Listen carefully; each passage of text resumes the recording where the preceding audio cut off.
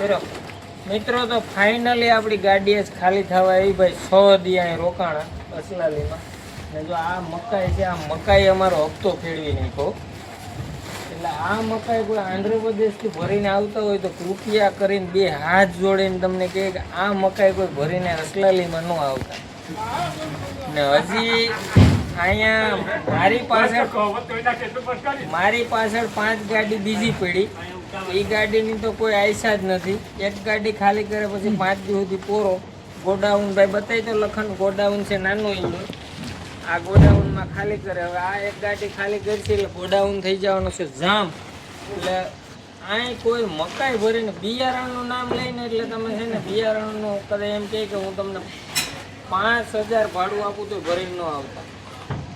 અહીં તમે ભરીને આવીશો ને એટલે તમારો હપ્તો ખડી જાય ને એકાદા 2 હપ્તા ચડી જાય એટલે અહીંયા તમારે ટ્રીપું તૂટી જાય અહીં તમારે આવવું નહીં